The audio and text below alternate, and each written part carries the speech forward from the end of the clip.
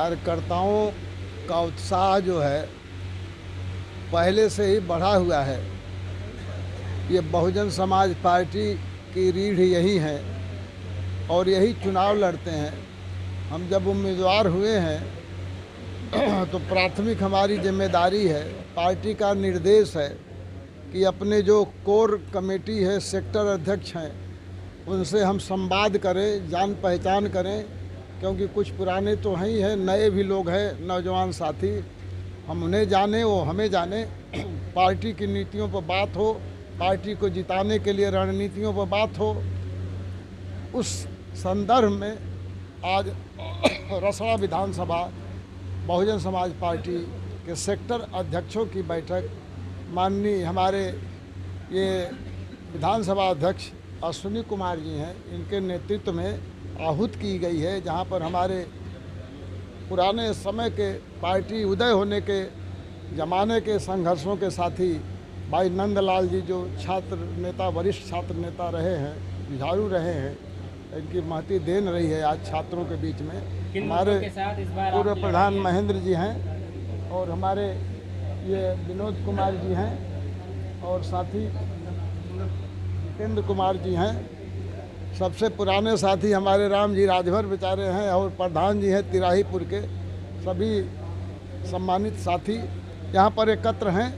सब बात के साथ इस बार आप चुनाव या खड़े मुद्दे जो हैं, ज्वलंत मुद्दे हैं, जो जीवन के लिए आवश्यक होते हैं, किसी मनुष्य के, नागरिक के जीवन के लिए आवश्यकताएं क्या हैं? रोटी, कपड़ा, मकान, मान सम्मान, ये समता, बंधुत्व। उसके लिए जो भौतिक रूप से संसाधनों की ज़रूरत होती है, खेत खलिहान हो, उसमें जो है उत्पादन हो, उसमें हमको लाभ मिले, रोजी रोजगार हो, नौकरी चाकरी हो, शिक्षा मिले, स्वास्थ्य की अच्छी सुविधाएं हों, इसके लिए ही शासन को जनता बनाती है।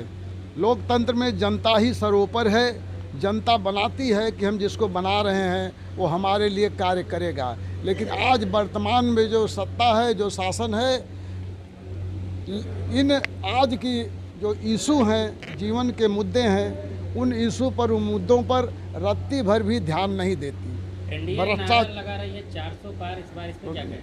न वो भ्रष्टाचार पर कोई काम करती है ख़त्म करने का, और न महंगाई को रोकने का काम करती है, बेरोजगारी ख़त्म करने की कभी बात नहीं करती है, नौकरियों को देने की बात नहीं करती है, बल्कि नौकरियां धीरे धीरे ख़त्म करती जा रही है। इसलिए यह सत्ता जो है इस जनता के लिए निकम्मी साबित हो रही है। इसलिए उसको बदलने के लिए बहुजन समाज पार्टी के कार्यकर्ता कमर कसे हुए हैं। बहन मायावती जी के शासनकाल में एक नज़ीर रही है उत्तर प्रदेश में। गुंडे माफिया तो जेलों में थे या प्रदेश छोड़ के भाग गए थे। सारे लोग सराहना करते हैं, चाहे वो किसी जात तो किसी भी धर्म के हों। इसलिए ऐसी शेरनी बहन को हमें पार्लियामेंट में मजबूत करके सत्ता के शीर्ष प्रधानमंत्री के पद पर बैठाना है। अगर प्रधानमंत्री का पद नहीं भी मिले तो कम सीटों से भी वो किसी भी सरकार की गर्दन जो है अपने हाथ में उसको कंट्रोल कर सकती हैं। आपको मालूम होगा कि 1998 में बहन जी ने अपने एक वोट से अटल बिहारी सरकार को गिरा दिया था।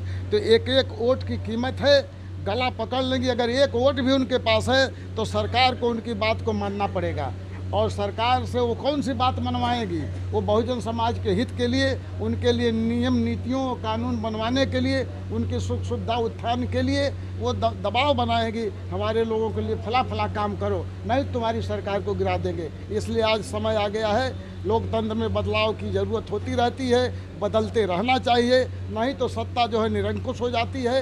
आज सत्ता निरंकुश हो गई है, किसी को बोलने नहीं दे रही है। 10 साल से हमारा प्रधानमंत्री एक भी प्रेस कॉन्फ्रेंस नहीं किया है। इसका मतलब कि वो तानाशाही की ओर अग्रसर है। न आपकी बात सुनेंगे, न अपना जो है मतलब किसी का सवाल सुनेंगे, न कोई जवाब देंगे। लोकतंत्र में जवाबदेही मस्ट होती है, ये सब खत्म हो चुका है। आरएसएस की विचारधारा है कि केवल हमारी बात सुनो, हम तुम्हारी बात नहीं सुनेंगे। वो कहते हैं पथ संचलन में, चाहे अपनी मीटिंगों में, कि हमारी बात सुनो और उसको फॉलो करो। उसी को अनुशासन मानते हैं। वो अनुशासन नहीं बल्कि वो गुलामी है। कि हमारे आदेश का पालन करो। ये केवल गुलामी है। हमारी बात को आप सुने, जनता की बात को सुने, ये लोकतंत्र है। इस लोकतंत्र को ख़त्म कर रहे हैं और जितने भ्रष्टाचारी, जितने खराब नेचर के लोग हैं, उनके साथ जाके वो साफ हो जा रहे हैं। और हम आप कुछ बोल रहे हैं, यूट्यूब पर बोल रहे हैं, अखबार में बोल रहे हैं, तो उनको देशद्रोही करार करके बिना कुछ पूछे, बिना कोई आरोप लगाए जेलों में भर दे रहे हैं। मंत्री तक जेलों में है, मुख्यमंत्री तक जेलों में है। एक सामने है, तानाशाही का राज कायम हो चुका है और संविधान खतरे में है, लोकतंत्र खतरे में है। बाबा साहब ने जो सपना देखा था संविधान के जरिए कि इस देश की जो है बहुजन समाज की आबादी जब समझदार होगी तो अपने हाथों में सत्ता की चाबी लेगी। सत्ता की चाबी ही